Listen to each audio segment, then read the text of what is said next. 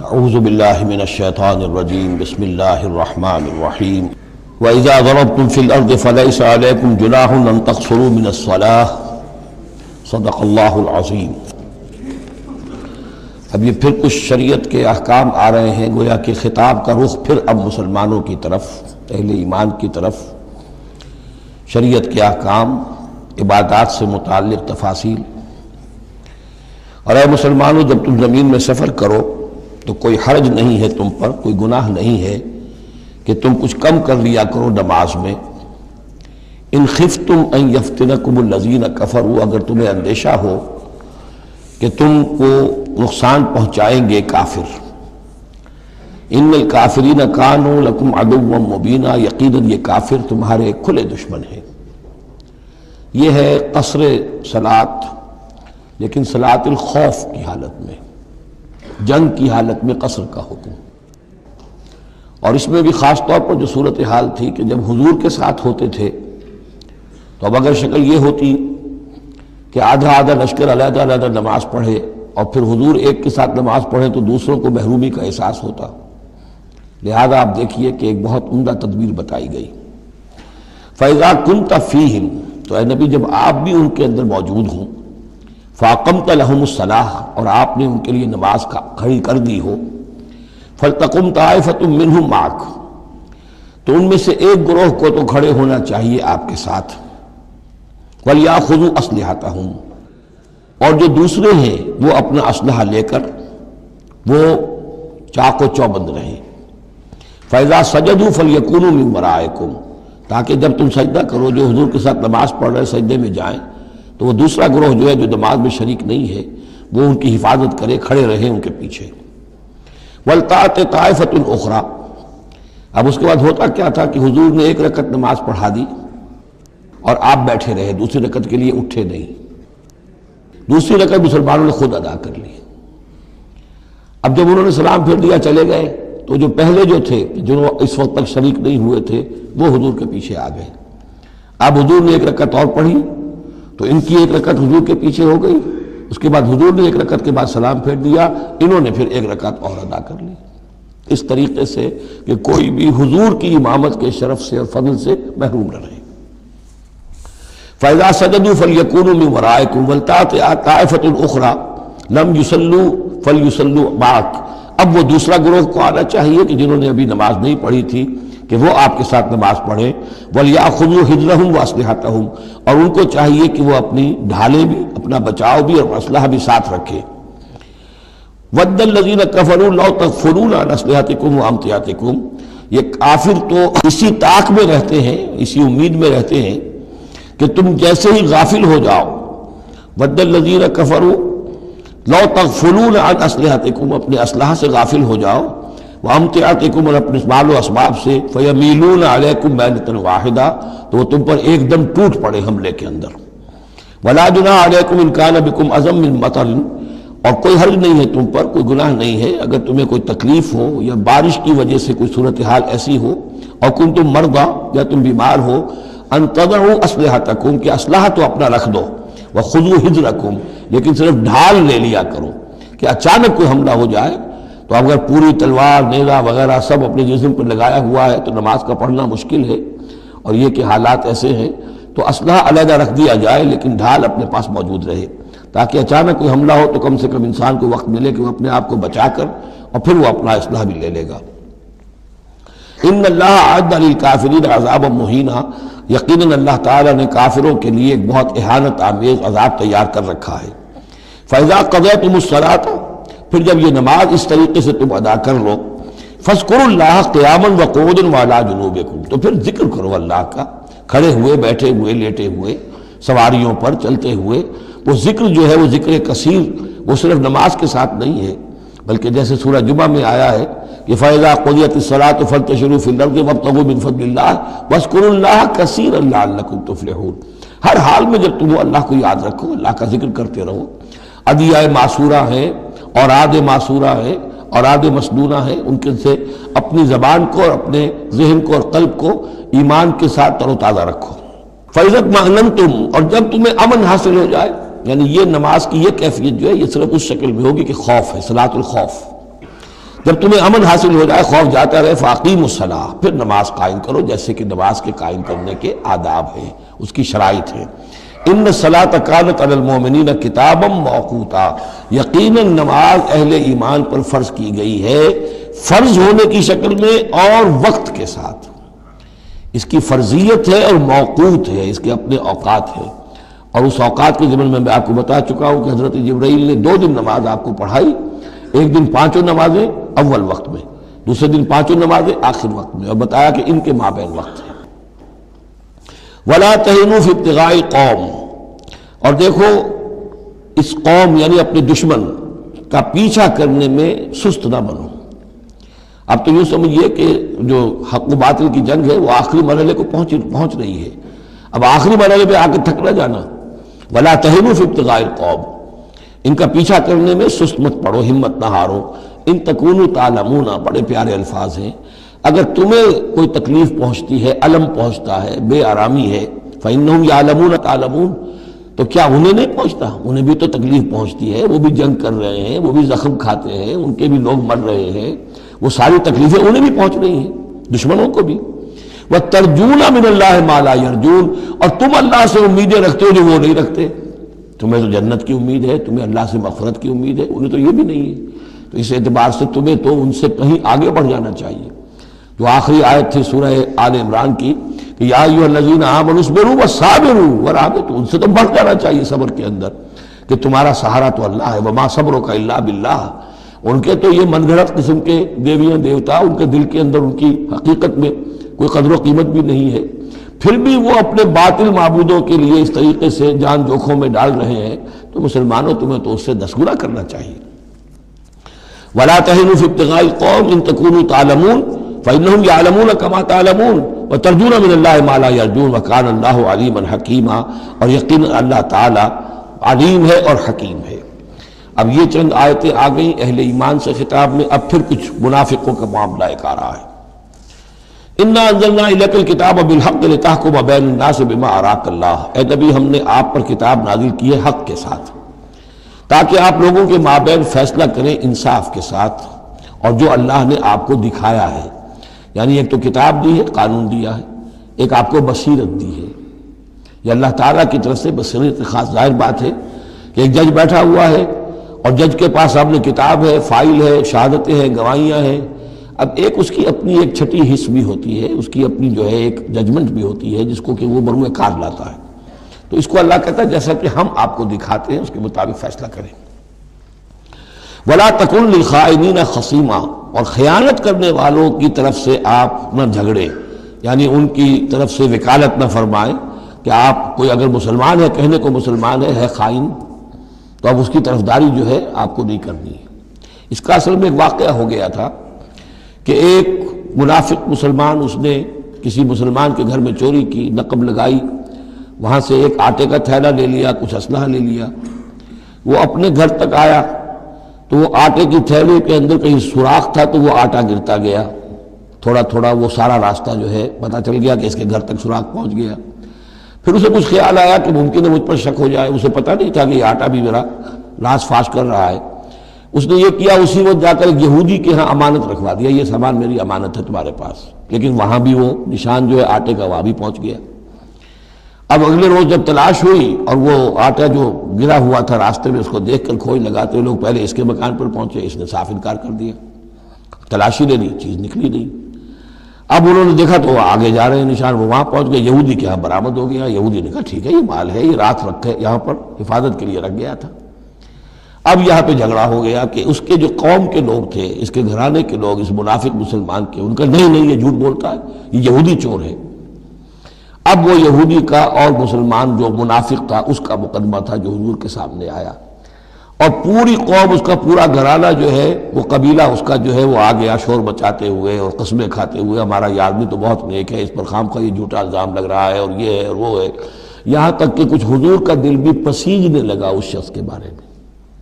اس پر یہ آیت نازل ہوئی ہے، خیانت کرنے والے کی طرف سے آپ وکالت نہ کریں، اس کے سہارا نہ بنیں، اس کو مدد نہ پہنچائیں۔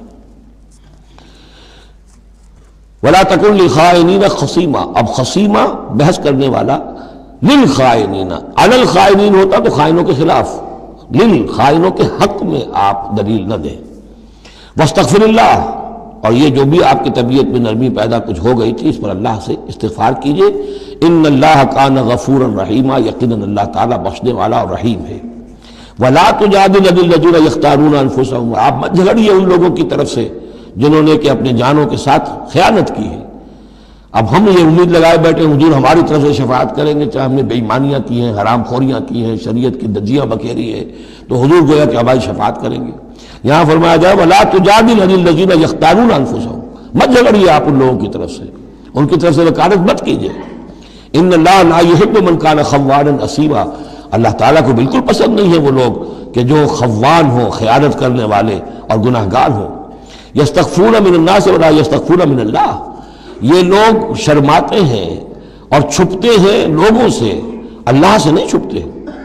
وَهُوَ مَعَهُمْ إِذْ يُبَيِّتُونَ مَا لَا يَرْضَىٰ مِنَ الْقَوْلِ، حالانکہ جب یہ راتوں کو مشورے کرتے ہیں مسلمانوں کے خلاف، حضور کے خلاف، یہ منافقین کی بات آ رہی ہے تو اللہ تعالیٰ ان کے ساتھ موجود ہوتا ہے۔ اگر تو ایمان ان کا ہو اللہ پر تو انہیں معلوم ہو کہ اللہ سن رہا ہے ہماری بات۔ یہ مسلمانوں سے ڈرتے ہیں، خفیہ رکھتے ہیں اپنی باتوں کو، ان بدبختوں کو یہ خیال نہیں ہے کہ اللہ وہ تو ہر وقت ہمارے پاس موجود ہے۔ وَكَانَ اللَّهُ بِمَا يَعْمَلُونَ مُحِيطًا، اور جو کچھ وہ کر رہے ہیں اللہ اس کا احاطہ کیے ہوئے ہے، یعنی اس کی پکڑ سے یہ کہیں باہر نہیں نکل سکتے۔ ہاں انتم ہؤلاء جادلتم عنہم فی الحیات الدنیا، اب یہاں پہ اشارہ ہو رہا ہے وہ جو منافق مسلمان تھا چور، اس کے جو گھرانے والے لوگ تھے کہ اے لوگو تم نے دنیا کی زندگی میں تو ان کی طرف سے جھگڑا کر لیا، یہاں تک کہ حضور کو بھی بچلانے کی حد تک تم پہنچ گئے۔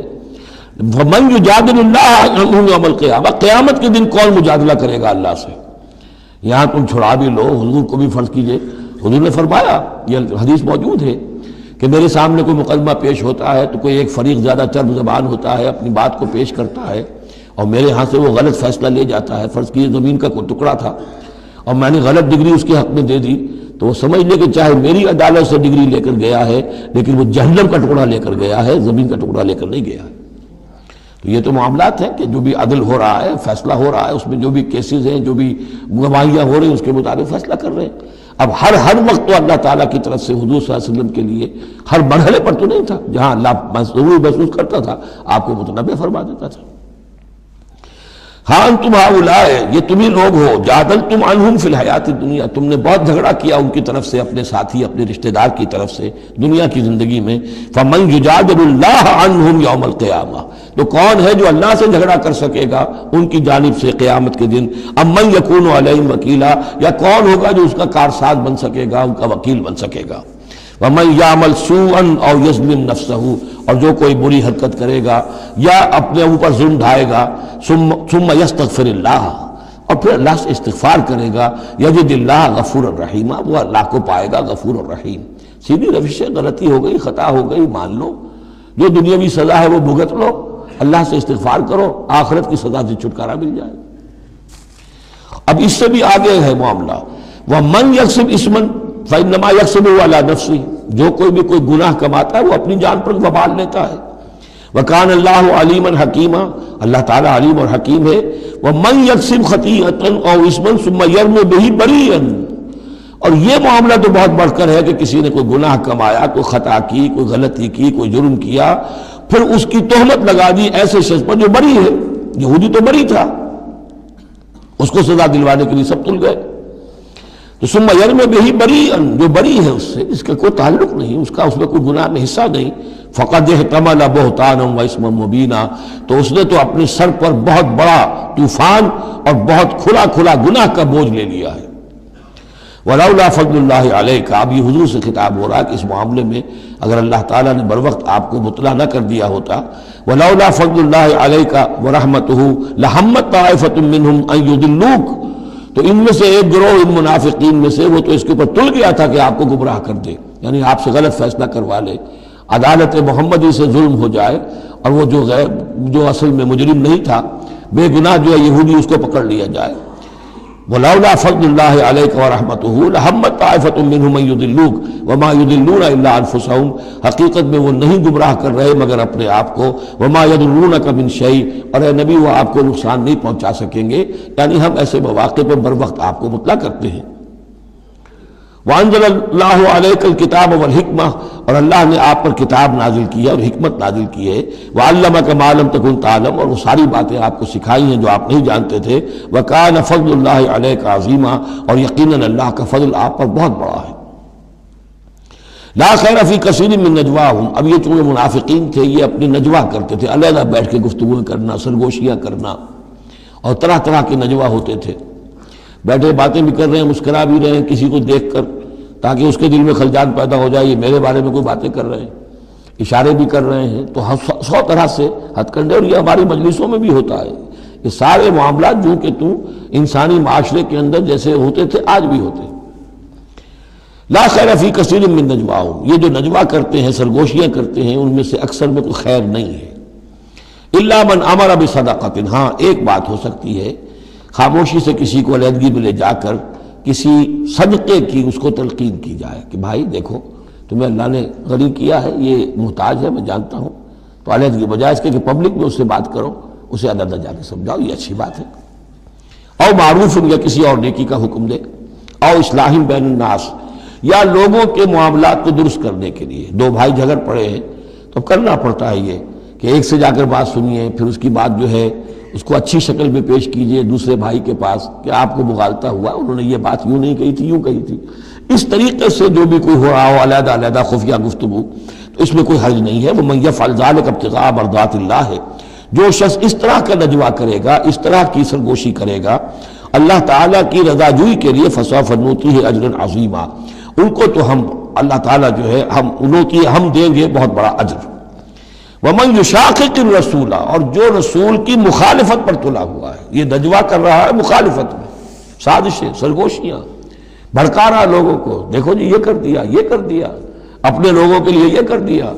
غزوہ حنین میں ہوا، غزوہ حنین میں چونکہ بہت سے مسلمان وہ تھے مکے کے جو اسی وقت ایمان لائے تھے فتح مکہ کے بعد، اب بہت شریک تھے وہ اس جنگ کے اندر حنین میں، مال غنیمت میں حضور نے ان کی دلجوئی کے لیے تالیف قلب کہتے ہیں زیادہ مال دے دیا، اس پر لوگوں نے شور مچا دیا۔ دیکھو جی اب وقت جب کڑے وقت تھے، مشکل وقت تھے تو ہم، اب جب یہ اچھا وقت آیا ہے تو اپنے رشتہ دار یاد آ گئے۔ مکے والے ظاہر بات ہے رشتہ دار تو تھے، بات تو غلط نہیں ہے، قبیلہ تھا قریش کا۔ یہ 100 طرح کی باتیں جو آج ہوتی ہیں وہی ہوتی تھی ہمیشہ، یہ انسان کی فطرت جو ہے اس میں کوئی تغیر و تبدل نہیں ہوا ہے۔ وَمَن يُشَاقِقِ الرَّسُولَ مِن بَعْدِ مَا تَبَيَّنَ لَهُ الْهُدَىٰ، اور جو رسول کی مخالفت پر تل گیا اس کے بعد کہ اس پر ہدایت واضح ہو چکی، وَيَتَّبِعْ غَيْرَ سَبِيلِ الْمُؤْمِنِينَ، اور وہ اہل ایمان کے راستے کے سوا کوئی راستہ اختیار کرے، نُوَلِّهِ مَا تَوَلَّىٰ، ہم بھی اسی کی طرف اس کا رخ کر دیتے ہیں جو رخ اس نے اختیار کر لیا ہو، وَنُصْلِهِ جہنم، اور ہم اسے پہنچائیں گے جہنم میں، وَسَاءَتْ مَصِيرًا، اور وہ بہت بری جگہ ہے جانے کی اور لوٹنے کی۔ یہ آیت بڑی اہم ہے اس اعتبار سے کہ امام شافعی رحمۃ اللہ علیہ یہ کہتے ہیں کہ میں نے اجماع کا جو معاملہ ہے قرآن مجید سے تلاش کرنے کی کوشش کی اور مجھے نہیں ملا، یعنی اللہ کے اطاعت یہ تو ٹھیک ہے جو قرآن میں آیا ہے وہ قانون کا ایک سورس ہے، حضور کا فرمان، حضور کی سنت سورس ہے، اسی طرح اجتہاد وہ بھی سمجھ میں آ گیا، یہ اجماع کس شے کا نام ہے، قرآن میں کہیں ذکر نہیں آیا۔ تو کہتے ہیں کہ میں نے 300 مرتبہ پورا قرآن پڑھا شروع سے آخر تک، صرف اس ایک مسئلے کو سامنے رکھ کر کہ مجھے اجماع کے لیے کوئی دلیل قرآن سے ملے، تب اس آیت پر آ کر 301ویں مرتبہ پھر نگاہ جمی، وَيَتَّبِعْ غَيْرَ سَبِيلِ الْمُؤْمِنِينَ، یعنی گویا کہ اہل ایمان کا جو راستہ ہے جس پر اجماع ہو گیا اہل ایمان کا، یہ خود اپنی جگہ ایک بہت بڑی سند ہے، اس لیے کہ حضور نے فرمایا میری امت ضلالت پر کبھی جمع نہیں ہوگی۔ تو جن چیز پر اجماع ہو جائے وہ گویا کہ وہ خود اپنی جگہ پر وہ اس کو ایک حیثیت حاصل ہو جاتی ہے، اوتھینٹسٹی۔ ان اللہ لا یغفر ان یشرک بہ، دوبارہ پھر وہ آیت آ گئی، اللہ تعالیٰ ہرگز نہیں بخشے گا اس سے کہ اس کے ساتھ شرک کیا جائے، ویغفر ما دون ذلک، اور بخش دے گا اس کے سوا جو کچھ ہے اس سے کمتر ہے، لمن یشاء، جس کو چاہے گا، یہ بھی کوئی فری لائسنس نہیں۔ ومن یشرک باللہ فقد ضل ضلالا بعیدا، اور جو شرک کرتا ہے اللہ کے ساتھ تو وہ تو پھر گمراہ ہو گیا اور گمراہی میں بھی بہت دور نکل گیا۔ ان یدعون من دونہ الا اناثا، اب یہاں گویا کہ پہلی مرتبہ آپ دیکھ رہے ہیں کہ وہ مشرکین مکہ کی بات بھی ہو رہی ہے، نہیں پکار رہی اللہ کے سوا مگر مؤنث کو، عورتوں کو، اس لیے کہ ان کی دیویاں جو ہیں لات، عزا، منات، لات الہ کی مؤنث ہے، لات، لا اور لات، اور عزا العزیز کا مؤنث ہے، العزیز العزا، منات، یہ سب جو ہے فیمنن نیمز ہیں۔ ان یدعون من دون اللہ من دونہ الا اناسا، نہیں پکار رہے وہ مگر یہ فیمیل ڈیٹیز کو، وَإِن يَدْعُونَ إِلَّا شَيْطَانًا مَرِيدًا، اور نہیں پکار رہے یہ مگر در حقیقت شیطان کو پکار رہے ہیں۔ لات کا کوئی وجود نہیں، منات کا کوئی وجود نہیں، ہاں شیطان ضرور ہے جو ان کی پکار سن رہا ہے۔ لعنہ اللہ، اللہ نے اس پر لعنت فرما دی ہے۔ وقال، اور اس نے بھی یہ کہا ہے، لَأَتَّخِذَنَّ مِنْ عِبَادِكَ نَصِيبًا مَفْرُوضًا، اے اللہ میں تیرے بندوں میں سے ایک تو مقرر حصہ تو لے کر ہی چھوڑوں گا، مجھ کو تو اپنے ساتھ جہنم میں پہنچاؤں گا۔ ہم تو ڈوبے ہیں صنم، ان کو بھی لے ڈوبیں گے، ان کو بھی ہم نے چھوڑنا نہیں ہے۔ لعنہ اللہ وقال لاتخذن من عبادک نصیبا مفروضا ولأضلنہم، میں تو لازماً ان کو بہکاؤں گا، ولأمنینہم، ان کے دلوں میں بڑی امیدوں کے چراغ روشن کروں گا، بڑے برائٹ کیریئرز ہیں اس میں، بڑی بڑی تمنائیں ہیں، آرزویں ہیں، لگے رہو اسی کام کے اندر۔ پھر امانیہ ہیں، اللہ بخشی دے گا، اللہ ہم تو اللہ کے رسول کے امتی ہیں، ہمیں خوف کس بات کا ہے، ہم تو اللہ کے بیٹے ہیں، اس کے بڑے چہیتے ہیں، ہمیں کس کا خوف ہے۔ اور پھر یہ کہ امیدیں بڑی بڑی، طول عمل جس کو کہتے ہیں، دنیا کے لمبے لمبے منصوبے۔ وَلَأُضِلَّنَّهُمْ وَلَأُمَنِّيَنَّهُمْ وَلَآمُرَنَّهُمْ، اور میں انہیں حکم دوں گا، فَلَيُبَتِّكُنَّ آذَانَ الْأَنْعَامِ، پھر میرے حکم سے یہ چوپایوں کے کان چیر دیں گے۔ تو میں بتا چکا ہوں سورہ انعام میں یہ باتیں ساری آئیں گی، فلاں کے نام پر ایک اونٹ کو اس کے کان چیر کر جو ہے آزاد کر دیا، اب اسے کوئی چھیڑ نہیں سکتا، اس کا گوشت نہیں کھایا جا سکتا، اس پر سواری نہیں ہو سکتی، فلاں بت کے یا فلاں ڈیٹی کے نام پر اس کو جو ہے چھوڑ دیا گیا ہے۔ وَلَآمُرَنَّهُمْ، اور میں پھر انہیں حکم دوں گا، فَلَا يُغَيِّرُنَّ خَلْقَ اللَّهِ، وہ اللہ کے خلق میں تبدیلی کریں گے۔ اب جو کچھ آپ دیکھ رہے ہیں کہ مردوں میں عورتوں کے سے انداز، عورتوں میں مردوں کے سے انداز اختیار کرنا، یہ سارا جو کچھ ہو رہا ہے اور اب جو ہو رہا ہے وہ تو یہ سمجھیے جینیٹکس جو ہے، اور اس میں اللہ کی تخلیق میں اب انسان اس جگہ پہنچ گیا ہے کہ وہ اپنا اختیار استعمال کر رہا ہے۔ اللہ کی تخلیق، اس کی سپیشیز بنائی ہوئی، اس کی جینز، اب انسان جو ہے اس کے ذریعے سے وہ سارا معاملہ جو آج پہنچا ہوا ہے بڑے ایک عجیب حد تک پہنچ گیا ہے کہ اللہ کی بنائی ہوئی چیزوں کے اندر تغیر و تبدل کیا جائے۔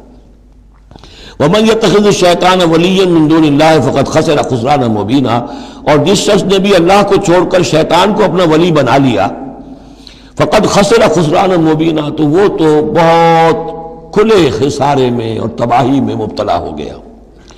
یعدہم ویمنیہم، وہ ان سے وعدے بھی کرتا ہے، انہیں امیدیں بھی دلاتا ہے، شیطان جس کو ہم کہتے ہیں سبز باغ دکھاتا ہے۔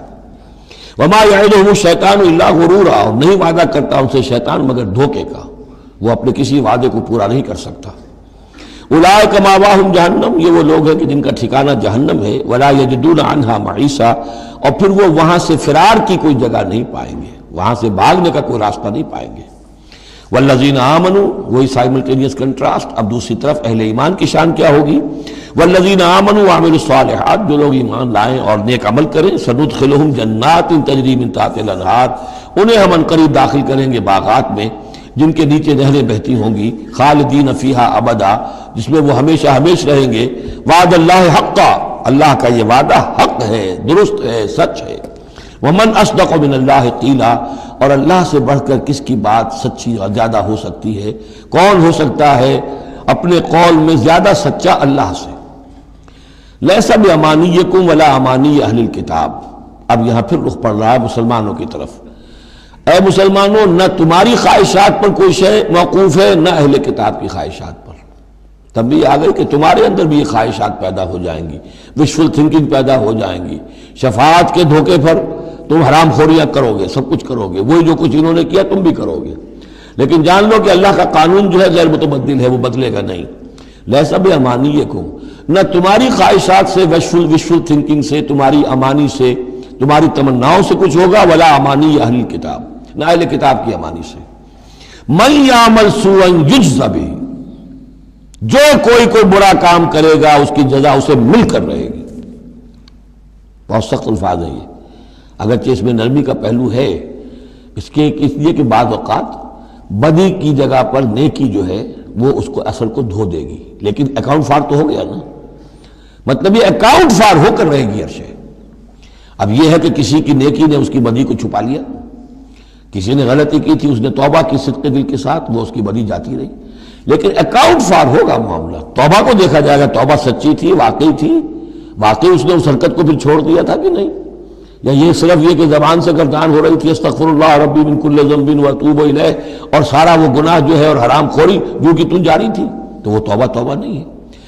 من یعمل سوءا یجز بہ ولا یجد لہ من دون اللہ ولیا ولا نصیرا، اور نہیں پائے گا وہ اللہ کے سوا نہ کوئی حمایتی، بلکہ یہاں ترجمہ ہوگا اللہ کے مقابلے میں نہ کوئی حمایتی پائے گا نہ کوئی مددگار۔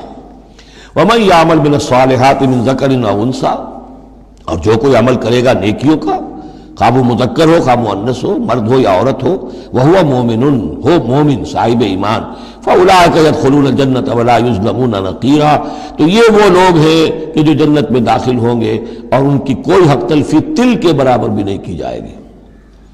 ومن احسن دینا ممن اسلم وجہہ للہ وہو محسن، اس سے بہتر دین کس کا ہوگا جس نے نمبر 1 اپنا چہرہ اپنا سر اللہ کے سامنے جھکا دیا، اسلم، اسلام آ گیا، وہو محسن، اور یہ احسان، اس کے بعد اسلام ایمان احسان کے درجے تک پہنچ جائے، خوبصورتی کے ساتھ، خلوص کے ساتھ، للہیت کے ساتھ، پورے دین کا معاملہ، تفریق بین الدین نہیں، دین کے اندر جو ہے وہ حصہ بکھرا نہیں، ٹوٹل دین۔ ومن احسن دینا ممن اسلم وجہہ للہ وہو محسن واتبع ملت ابراہیم حنیفا، اور اس نے پھر پیروی کی دین ابراہیم کی یکسو ہو کر، یا ابراہیم کی جو یکسو تھا۔ واتخذ اللہ ابراہیم خلیلا، اور اللہ نے تو ابراہیم کو اپنا دوست بنا لیا تھا۔ وَلِلَّهِ مَا فِي السَّمَاوَاتِ وَمَا فِي الْأَرْضِ، اللہ ہی کے لیے ہے جو کچھ کہ ہے آسمانوں میں اور جو کچھ کہ ہے زمین میں۔ وَكَانَ اللَّهُ بِكُلِّ شَيْءٍ مُحِيطًا، اور یقیناً اللہ تعالیٰ ہر شے کا احاطہ کیے ہوئے ہے۔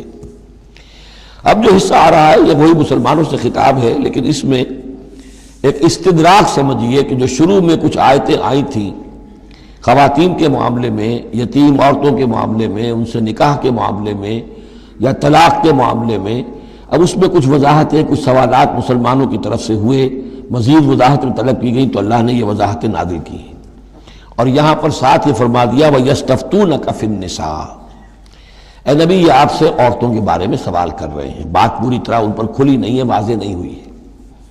قُلِ اللَّهُ يُفْتِيكُمْ فِيهِنَّ، ٹھیک ہے کہہ دیجئے اے نبی ان سے، اللہ تمہیں فتویٰ دیتا ہے، بتاتا ہے، وضاحت کرتا ہے ان کے بارے میں۔ وَمَا يُتْلَىٰ عَلَيْكُمْ فِي الْكِتَابِ مِنْ يَتَامَى النِّسَاءِ، اب وہ آیت نمبر 3 کے اندر بات واضح ہو گئی، قرآن نے ثابت کر دیا کہ وہاں جو کہا تھا کہ وَإِنْ خِفْتُمْ أَلَّا تُقْسِطُوا فِي الْيَتَامَى، تو یتامى النساء مراد تھی وہاں پر، کہ اگر تمہیں اندیشہ یہ ہو کہ یتیم لڑکیوں سے شادی کرو گے تو ان کے ساتھ انصاف نہیں کر سکو گے، اس لیے کہ ان کی طرف سے یہ ہے نہیں جو ان کے حقوق کا پاسدار ہو اور تم سے کوئی بات پوچھ کر سکے ان کی طرف سے، تو پھر ان سے شادی مت کرو، بلکہ تم اور جو عورتیں ہیں شادی اگر کرنی ہے ایک سے زائد تو ما طاب لکم من النساء مثنی وثلاث ورباع، شادی کرو۔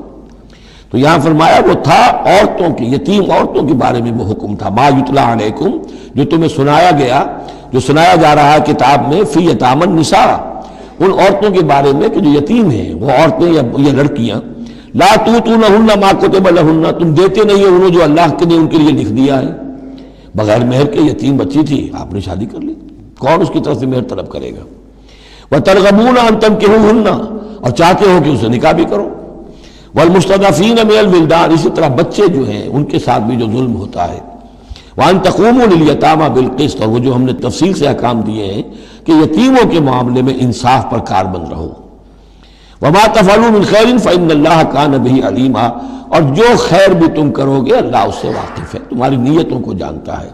تو وہ احکام ہیں، بنیادی ہدایات دے دی گئی ہیں، اور اس میں اس سے اضافی شے جو ہے وہ یہ ہے کہ تمہاری نیت صاف ہونی چاہیے۔ واللہ یعلم المفسد من المصلح، اللہ جانتا ہے کہ کون حقیقت میں شرارتی ہے اور کون جو ہے اس کی نیت صحیح ہے۔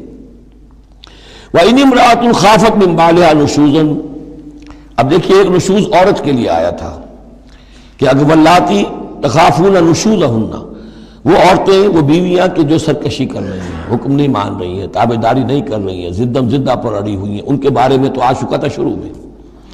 اب یہاں عورتوں پر بھی تو ہو سکتا ہے کہ مرد ظلم کر رہا ہے، مرد جو ہے وہ ان کا حقوق ادا نہیں کر رہا ہے، شوہر جو ہے وہ اپنی قوامیت جو ہے اس کو غلط طریقے پہ استعمال کر رہا ہے، روب ڈالتا ہے، دھونس دیتا ہے، یا اور بری طریقے سے ستاتا ہے، تنگ کرتا ہے، تنگ کر کے وہ مہر معاف کرواتا ہے، یا کچھ اور، اگر ذرا اس کے والدین اچھے کھاتے پیتے ہیں تو لاؤ اپنے والدین کے گھر سے۔ یہ ساری گندگیاں جو ہمارے معاشرے میں ہوتی ہیں اور عورتیں بیچاری اس میں پستی ہیں، وہ جو چکی کے دو پارٹوں کے مابین۔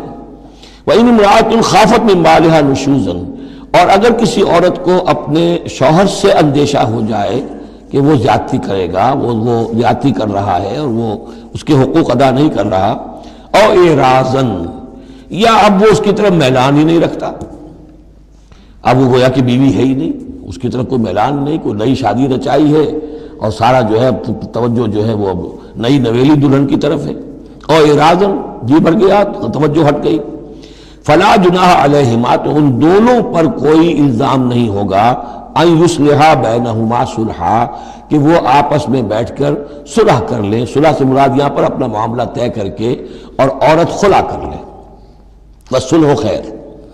لیکن خلا کرنے میں جیسا کہ ہم پڑھ چکے ہیں، عورت کو مہر چھوڑنا پڑے گا، لیا تھا تو کچھ واپس کرنا پڑے گا۔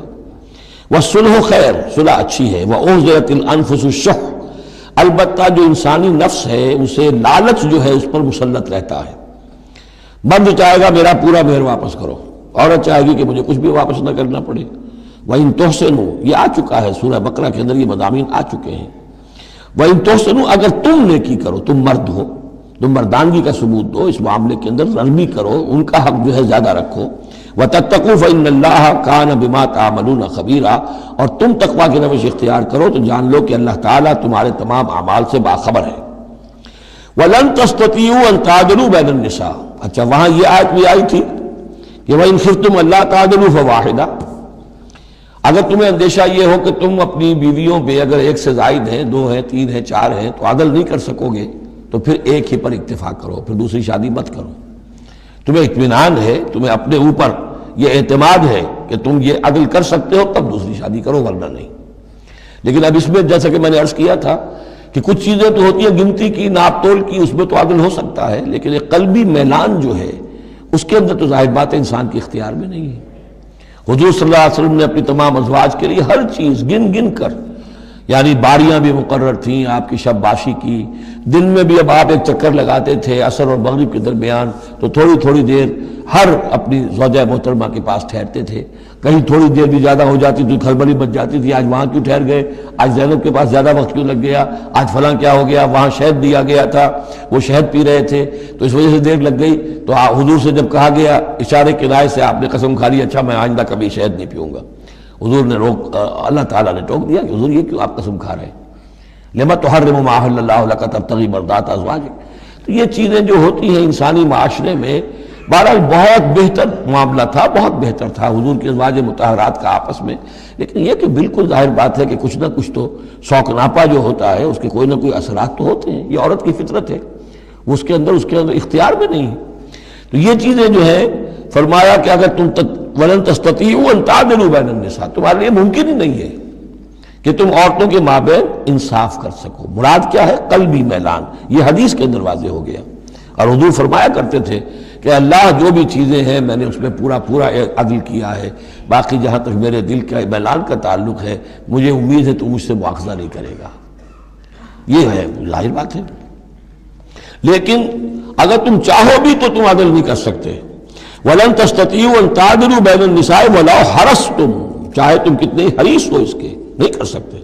فَلَا تَمِيلُوا كُلَّ الْمَيْلِ، تو ایسا نہ ہو کہ ایک کی طرف پورے کے پورے جھک جاؤ، میلان، میل، کل المیل، ایک ہی کی طرف پورا میلان ہو جائے، فَتَذَرُوهَا كَالْمُعَلَّقَةِ، کہ دوسری بیوی معلق ہو کر رہ گئے، اب نہ وہ شوہر والی ہے اور نہ آزاد ہے، اس سے کوئی تعلق ہی نہیں۔ وَإِن تُصْلِحُوا وَتَتَّقُوا، اگر تم اصلاح کر لو اور تقویٰ کی روش اختیار کرو، فَإِنَّ اللَّهَ كَانَ غَفُورًا رَحِيمًا، تو اللہ تعالیٰ بھی غفور الرحیم ہے۔ وَإِن يَتَفَرَّقَا، اب یہ بہت اہم موضوع ہے کہ ہمارے ہاں طلاق کے بارے میں جو یہ مشہور ہو گیا صحیح ہے، ان ابغض الحلال عند اللہ الطلاق، یہ حلال چیزوں میں سب سے زیادہ اللہ کو ناپسند جو ہے وہ طلاق ہے، لیکن اسے کفر کے درجے تک پہنچایا ہوا ہے۔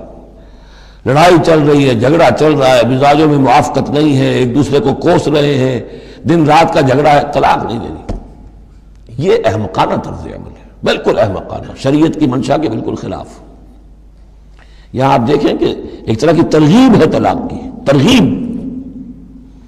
وَإِن يَتَفَرَّقَا، اب اگر وہ متفرق ہو جائیں، علیحدہ ہو جائیں، سیپریشن جو آپ استعمال کرتے ہیں، سیپریٹ ہو جائیں، یغنی اللہ کلا من سعتہ، اللہ دونوں کو اپنی کشادگی کشائش سے غنی کر دے گا۔ ہو سکتا ہے اس عورت کو بھی کوئی بہتر رشتہ مل جائے کہ جو اس سے اس کے ساتھ مزاجی موافقت رکھنے والا ہو، اور اس شوہر کو بھی اللہ تعالیٰ کوئی بہتر بیوی دے دے کہ جس کے اور اس کے درمیان جو ہے مزاج کے اندر موافقت پیدا ہو جائے۔ تو یہ کہ عدم موافقت ہے، لڑتے رہنا ہے، دنگا فساد ہے، لیکن یہ کہ وہ طلاق نہیں دینی ہے، یہ ہندوانہ اثرات ہیں ہم پر نمبر ایک، اور دوسرے عیسائیانہ اثرات ہیں۔ عیسائیت میں بھی طلاق حرام ہے، اس لیے کہ قانون اصل میں شریعت، انجیل میں شریعت اور قانون تو ہے ہی نہیں، لیکن جو حضور نے فرمایا ان ابغض الحلال عند اللہ الطلاق، ایسی ہی کوئی بات حضرت مسیح نے فرمائی کہ طلاق اگر بلا وجہ کوئی شخص طلاق دے دیتا ہے تو یہ ایسا ہی ہے، فرض کیجئے کہ اب وہ عورت جو ہے اس کی وہ بے سہارا رہ گئی، ہو سکتی ہے کہ اس کا آوارہ ہو جائے، تو گویا کہ اب اس کی گناہ کا وبال اس پر ہوگا کہ جس نے اسے طلاق دی ہے، بلا سبب طلاق دے دی۔ اب وہ عورت جو ہے اگر اس کی شادی اور نہیں ہوئی تو اس کی آوارگی کا امکان موجود ہے۔ تو اس کو سمجھنا چاہیے کہ یہ اخلاقی تعلیم تھی، یہ قانونی تعلیم نہیں تھی۔ قانونی تعلیم تو وہی ہے کہ جو تورات کے اندر ہے، آپ حضور حضرت مسیح فرما کر گئے ہیں کہ یہ نہ سمجھو کہ میں قانون کو ختم کرنے آیا ہوں، موزائک لا جو ہے حضرت موسیٰ کی شریعت وہ تم پر نافذ رہے گی، لاگو رہے گی، عائد رہے گی۔ تو قانون قانون ہے، اور اس کے ساتھ اخلاق کی تعلیم ہوتی ہے۔ اس کو انہوں نے قانون بنا دیا، نتیجہ یہ ہوا جب تک بیوی کے اوپر آپ بد کرداری کا الزام ثابت نہ کر دیں آپ طلاق نہیں دے سکتے، لہذا وہ 100 طریقے کر کے پہلے اسے بد کردار بناتے ہیں اور پھر اس کا ثبوت لیتے ہیں، تب جان چھڑاتے ہیں، ورنہ جان چھوڑ نہیں سکتی۔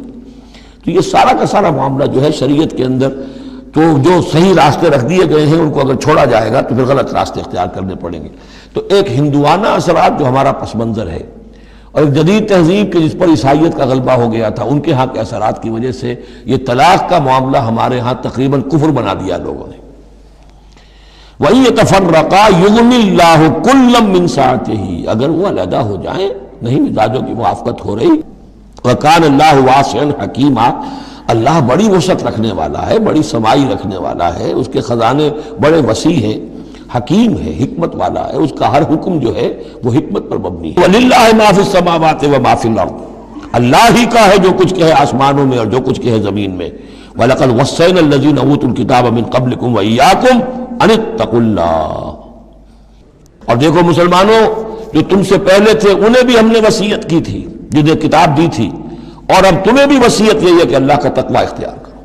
اصل شے ہے تقوی، ورنہ شریعت جو ہے اس کا بھی مذاق بن جائے گا۔ اسی لیے حضور کا جو خطبہ ہے بہت مشہور، عام جمعوں میں آپ سنتے بھی ہوں گے، اوصیکم ونفسی بتقوی اللہ، مسلمانوں میں تمہیں بھی وصیت کرتا ہوں اور اپنے نفس کو بھی وصیت کرتا ہوں کہ اللہ کا تقوی اختیار کرو۔ قوا انفسکم واہلیکم نارا، بچاؤ اپنے آپ کو اور اپنے اہل و عیال کو آگ سے۔ تو یہ تقوی جو ہے، وَلَقَدْ وَصَّيْنَا الَّذِينَ أُوتُوا الْكِتَابَ مِن قَبْلِكُمْ، تم سے پہلے جن کو کتاب دی گئی تھی انہیں بھی ہم نے وصیت کی تھی، وَإِيَّاكُمْ، اور سن لو تم بھی کان کھول کر، تمہیں بھی یہ وصیت ہے، أَنِ اتَّقُوا اللَّهَ، کہ اللہ کا تقوی اختیار کرو۔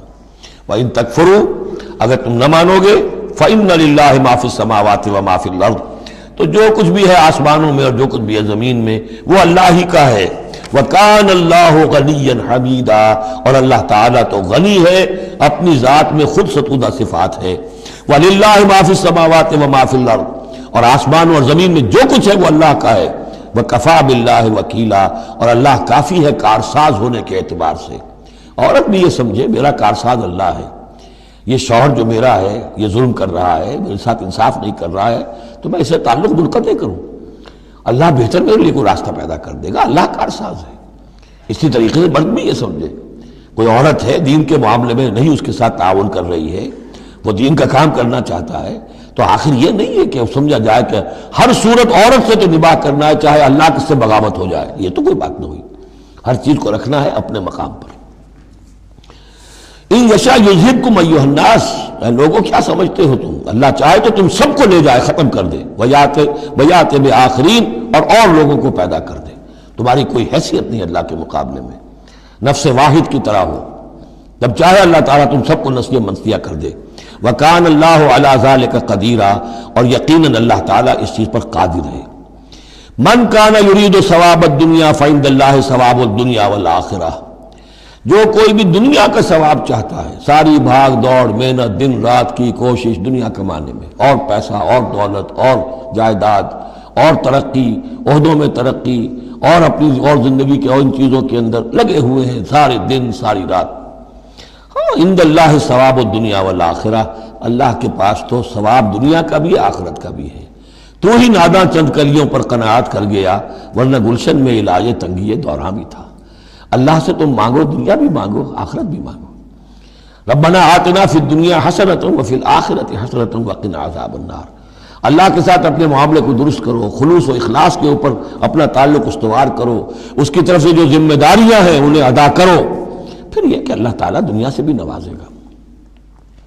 من کان یرید ثواب الدنیا فعند اللہ ثواب الدنیا والآخرہ وکان اللہ سمیعا بصیرا، اور اللہ تعالیٰ سب کچھ سننے والا اور دیکھنے والا ہے۔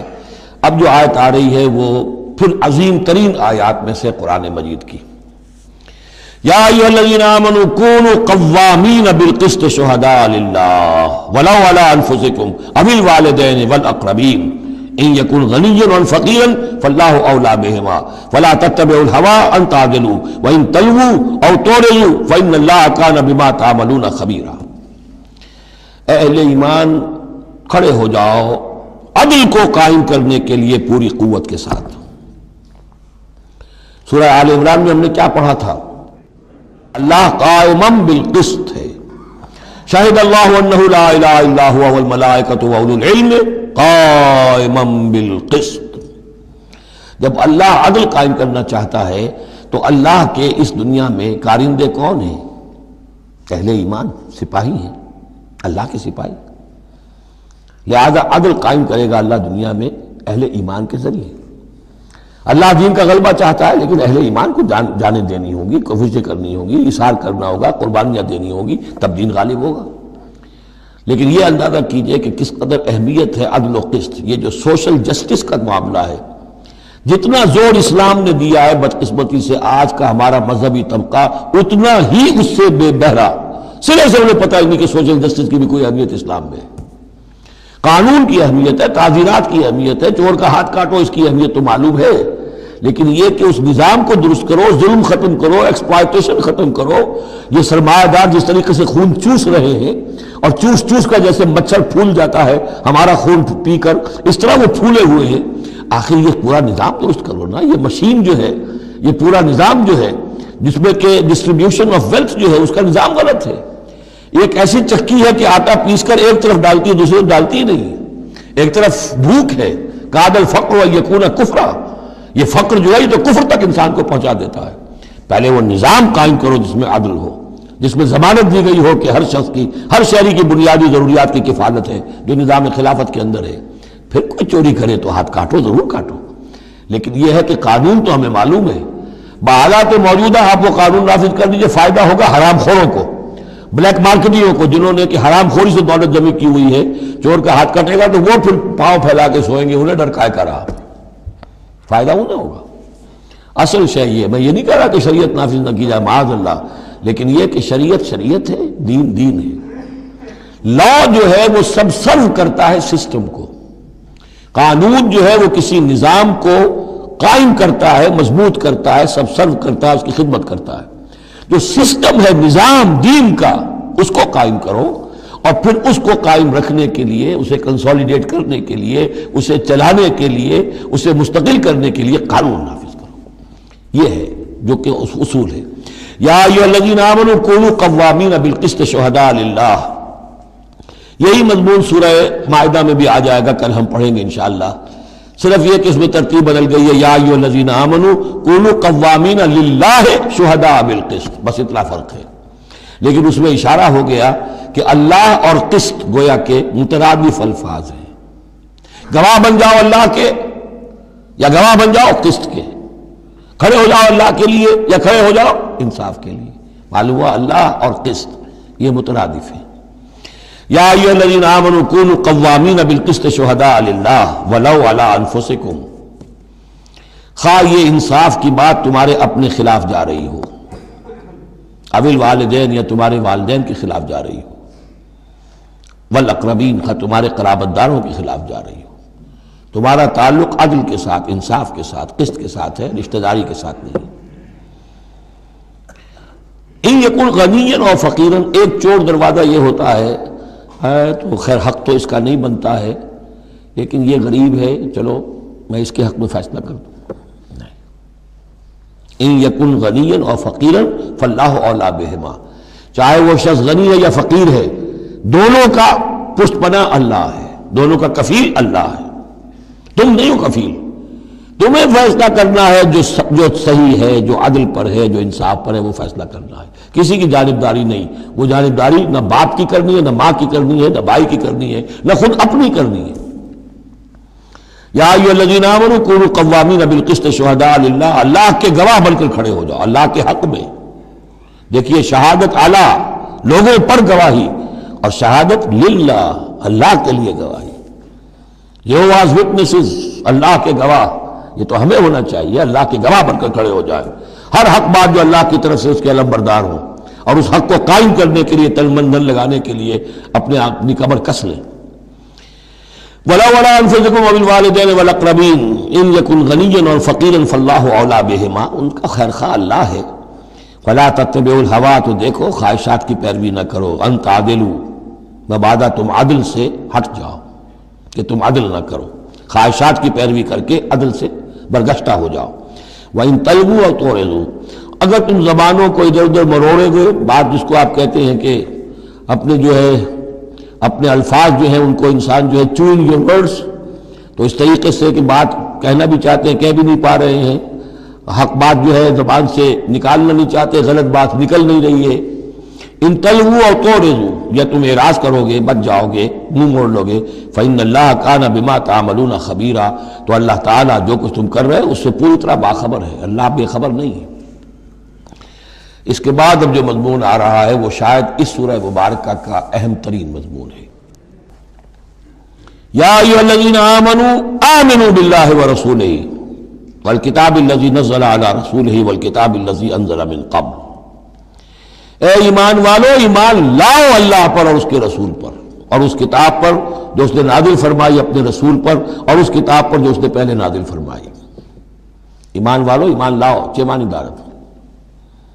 ایک ایمان ہے اقرار باللسان، وہ تو تمہیں حاصل ہے، وہ تمہیں موروثی طور پر حاصل ہو گیا. مسلمان ماں باپ کے گھر میں پیدا ہو گئے، وہ ایمان مل گیا. یا یہ کہ اس وقت پورا قبیلہ اسلام لا رہا ہے، ان میں پکے بھی تھے، کوئی کچے بھی آ گئے، انہوں نے بھی کہا اشہدو ان لا الہ الا اللہ اشہدو ان محمد رسول اللہ. وہ ایمان ایک درجے میں تو حاصل ہو گیا. اس لیے ہم پڑھ چکے ہیں کہ کوئی تمہیں اگر راستے میں ملا ہے اور وہ اپنا اسلام ظاہر کرتا ہے، آپ کہہ نہیں سکتے کہ تم مومن نہیں ہو. تو ایمان کا ایک درجہ تو وہ ہے، قانونی درجہ ہے، کہ جس نے کہا اشہدو ان لا الہ الا اللہ واشہدو ان محمد رسول اللہ، وہ مومن ہے. لیکن کیا حقیقی ایمان یہی ہے؟ نہیں. ایمان کیا ہے؟ یقین قلبی. یا ایھا الذین آمنوا آمنوا باللہ ورسولہ، ایمان لاؤ اللہ پر. اب ہم ترجمہ کریں گے، یوں کہیں گے ایمان لاؤ اللہ پر جیسے کہ ایمان لانے کا حق ہے، مانو رسول کو جیسے کہ ماننے کا حق ہے. اور یہ اسی وقت ادا ہوگا جب اللہ اس کے رسول پر ایمان دل میں کھب گیا ہو. جیسے صحابہ کے بارے میں فرمایا گیا سورہ حجرات میں، وَلَٰكِنَّ اللَّهَ حَبَّبَ إِلَيْكُمُ الْإِيمَانَ وَزَيَّنَهُ فِي قُلُوبِكُمْ، اللہ نے ایمان کو تمہارے نزدیک محبوب بنا دیا، اسے تمہارے دلوں میں کھبا دیا ہے. اور کچھ لوگوں کے بارے میں فرمایا قالت الاعراب آمنا قل لم تؤمنوا ولكن قولوا اسلمنا ولما يدخل الايمان في قلوبكم. یہ بدو دعویٰ کر رہے ہیں ہم ایمان لے آئے. اے نبی ان سے کہہ دیجئے تم ہرگز ایمان نہیں لائے ہو. ہاں یوں کہہ سکتے ہو کہ ہم مسلمان ہو گئے، اسلام لے آئے ہیں، ہم نے سر تسلیم خم کر دیا، ہم نے اطاعت قبول کر لی، لیکن ابھی تک ایمان تمہارے دلوں میں داخل نہیں ہوا ہے. اصل ایمان وہ ہے جو دل میں داخل ہو جائے. اقرار باللسان و تصدیق بالقلب. لیکن یہاں بھی اصل میں جو ہے روح سخن کن کی طرف ہو رہا ہے؟ منافقین کی طرف ہو رہا ہے. وہ ایمان تو لائے تھے لیکن وہ ایمان نہیں تھا۔ یا ایھا الذین آمنوا آمنوا باللہ ورسولہ والکتاب الذی نزل علی رسولہ، قرآن کے لیے لفظ نزلہ، والکتاب الذی انزل من قبل، اور تورات کے لیے انزلہ، اور اس کتاب پر بھی جو پہلے نازل کی گئی تھی۔ وَمَن يَكْفُرْ بِاللَّهِ وَمَلَائِكَتِهِ، جو کوئی کفر کرے گا اللہ کا اور اس کے فرشتوں کا، وَكُتُبِهِ اور اس کی کتابوں کا، وَرُسُلِهِ اور اس کے رسولوں کا، وَالْيَوْمِ الْآخِرِ اور قیامت کے دن کا، فَقَدْ ضَلَّ ضَلَالًا بَعِيدًا، تو وہ تو گمراہ ہو گیا اور گمراہی میں بہت دور نکل گیا۔ یہ آیتیں سب کی سب بہت ہی اہم ہیں اور بڑی گہری ہیں۔ ان الذین آمنوا ثم کفروا ثم آمنوا ثم کفروا ثم ازدادوا کفرا لم یکن اللہ لیغفر لهم ولا لیہدیہم سبیلا بشر المنافقین بان لهم عذابا علیما۔ دیکھیے یہ منافقت کا معاملہ کیا تھا، یہ ایسا نہیں تھا کہ ایک ہی دن میں آدمی منافق ہو گیا۔ ایک تو تھے وہ جو شعوری منافق تھے، جو فیصلہ کر کے، جو ہم سورہ آل عمران میں پڑھ آئے ہیں، صبح ایمان کا اعلان کریں گے، شام کو ہم پھر کافر ہو جائیں گے، مرتد ہو جائیں گے، تو معلوم ہوا ایمان انہیں نصیب ہوا ہی نہیں، اور انہیں بھی معلوم تھا کہ ہم مومن نہیں ہیں، ہم ایمان لائے نہیں ہیں، تو دھوکہ دے رہے ہیں۔ یہ شعوری منافق ہوا۔ غیر شعوری منافق کون سے ہوتے تھے کہ جو آئے تو تھے، کوئی دل میں دھوکہ دینے کی نیت نہیں تھی، انہیں اندازہ نہیں تھا کہ یہ، وہ سمجھتے تھے پھولوں کی سیج ہے، نکلا وہ کانٹوں بھرا بستر۔ اب انہیں قدم قدم پہ رکاوٹ ہے، وہ ارادہ، وہ پختگی نہیں ہے، ایمان کی وہ گہرائی نہیں ہے کہ ہر کے بعد آباد جو ہو سو ہو۔ ان کا کیا ہوتا ہے، کچھ دو قدم چلے، کچھ پیچھے ہٹ گئے، کچھ چھٹک گئے، کچھ چلے، کچھ ہمت کی، کچھ رک گئے۔ نتیجہ یہ ہوتا ہے کہ اب لوگ ان کے ڈانٹ ڈپٹ کرتے، تم کیا کرتے ہو؟ تو اب انہوں نے کیا کیا، جھوٹے بہانے بنانے شروع کیے، اور پھر آخری درجہ جھوٹی قسمیں کھانی شروع۔ خدا کی قسم یہ مجبوری تھی، اس لیے میں رک گیا تھا، تم سمجھتے ہو کہ میں جہاد میں نہیں جانا چاہتا تھا، تم ایسا گمان تو نہ کرو، مجھے یہ مجبوری ہو گئی تھی، میری بیوی مر رہی تھی، میں کیسے جا سکتا تھا، وغیرہ وغیرہ، جھوٹی قسمیں۔ تو یہ جو ہے معاملہ ایمان اور کفر کا، یہ یوں چلتا رہتا ہے۔ اگرچہ اوپر جو ہے وہ پردہ تو ایمان کا ہے، کافر تو وہ ہوا ہی نہیں، اسلام لے آیا تھا، مومن ہے، اور وہ ارتداد کا اس نے اعلان نہیں کیا، لیکن ابھی ایمان کی طرف آیا، پھر کفر کی طرف گیا، پھر ایمان کی طرف آیا، پھر کفر کی طرف گیا۔ یہ مذبذبین بین ذالک، اوسیلیشن جو ہے یہ ہوتی رہتی ہے۔ اور اس کی بہترین مثال کیا ہے، کبھی اگر کسی کو آپ نے دریا میں، کسی تالاب میں ڈوبتے دیکھا ہو، نیچے گیا پھر آیا ذرا اوپر، پھر گیا پھر آیا، پھر گیا تو گیا، بالکل وہ نقشہ ہے جو یہاں ہے۔